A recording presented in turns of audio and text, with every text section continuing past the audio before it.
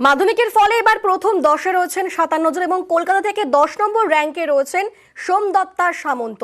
সোমদত্তা সামন্ত তার প্রাপ্ত নম্বর হচ্ছে 684। তিনি এবার 10ম স্থান অধিকার করেছেন। আর আমাদের সঙ্গে এই মুহূর্তে সরাসরি রয়েছেন সোমদত্তা। সোমদত্তা, তোমায় অনেক অনেক অভিনন্দন। তুমি 10th হয়েছো এবং কলকাতার মধ্যে তুমি প্রথম রয়েছো যে এই 10 নম্বর তালিকার মধ্যে রয়েছো। তুমি সারাদিন কিভাবে পড়াশোনা করতে, তোমার এই সাফল্য তুমি কি বলতে চাও?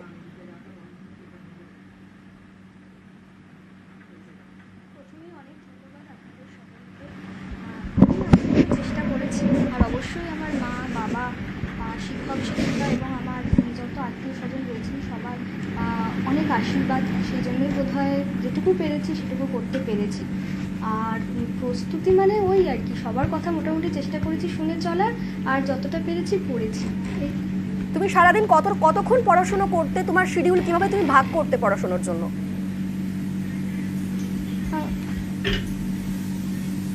আমার আসলে সেরকম, এটাই আমার একটা দোষ যে আমি মানে সঠিক রুটিন করে, কখনো আমার মা অনেকবার বলেছে একটা রুটিন করে পড়, একটা রুটিন করে পড়, কিন্তু সেটা আমি করতে পারিনি।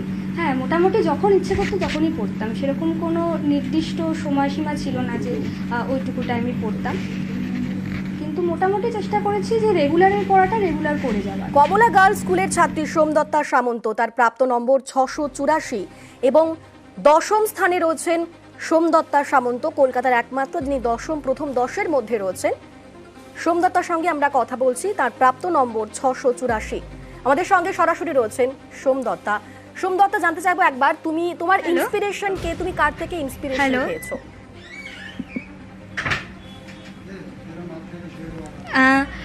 আশীর্বাদ সবাই করেছে, সবার কাছ থেকেই আমি অনেক কিছু শিখেছি, কিন্তু এক্স্যাক্টলি ইন্সপিরেশন শব্দটা ব্যবহার করলে আমি আমার মায়ের কথা বলবো। আমার মাই আমার ইন্সপিরেশন। কারণ হচ্ছে যে আমার মা আমাকে কখনো বলেননি যে তোমাকে এটা করতে হবে বা ওটা করতে হবে বা সেটা করতে হবে। উনি বলেছেন তুমি তোমার মতো চেষ্টা করো, তুমি যতটা পারবে তুমি ততটা করবে। আর সেই জন্যই আমি ওখানে একটা ফ্রিডম পেয়েছি যে আমি আমার মতো করে পড়তে পেরেছি। এটা একটা বিরাট বড় ব্যাপার। আর আমার মা কিন্তু সব পারে, কিন্তু সামনে কিছু করে না, নাচ গান আঁকা, মানে একটা মানুষের কি বলবো, আমি নিজের মায়ের সম্পর্কে বলছি, এরকম হয়তো বলা উচিত না, সবাই কি ভাববেন, খুব বাজে ব্যাপার, কিন্তু মানে সত্যি আমি বলতে বাধ্য হচ্ছি যে মানে একটা মানুষ সে কত কিছু করতে পারে। হ্যাঁ, তুমি বড় হয়েছো, তুমি বড় হয়ে কি হতে চাও সোমদত্তা? জানি সেটা,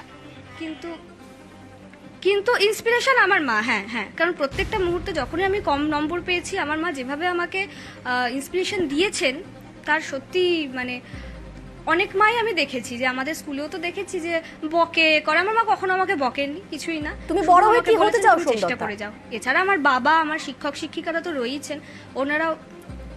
বড় হয়ে কি হতে চাই, আমার ছোটবেলা থেকে খুব ইচ্ছে যে ডাক্তার হওয়ার, কিন্তু ক্লাস 11-এর পড়াশোনাটা তো 10-এর মতো নয়, ওটা একটু অন্যরকম দেখতে পাচ্ছি, যে একটু এবার দেখি কোন সাবজেক্টটা ভালো লাগে।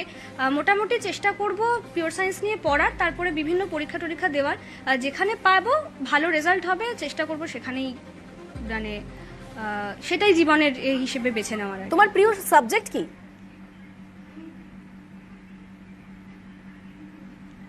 আমার প্রিয় সাবজেক্ট ম্যাথামেটিক্স। তুমি পরবর্তীকালে ম্যাথ নিয়ে এগোতে চাও?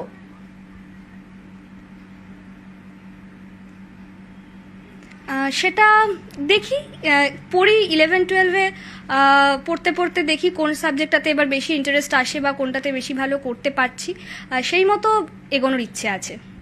পড়াশোনার পাশাপাশি তুমি কি করতে ভালোবাসো সোমদত্তা?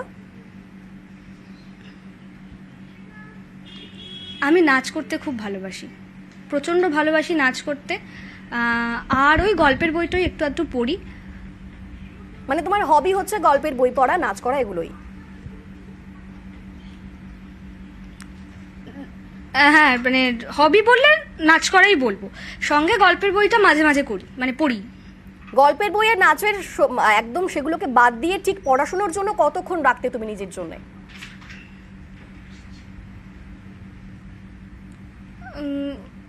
নাচটা মোটামুটি অনেক দিন পর্যন্তই করেছি, শেষের দিকে গিয়ে আর সম্ভব হতো না। তার কারণ হচ্ছে যে সময়টা তো একটু কমে আসতো, তো খুবই মানে শেষের দিকে প্রায় করতেই পারিনি বলতে গেলে।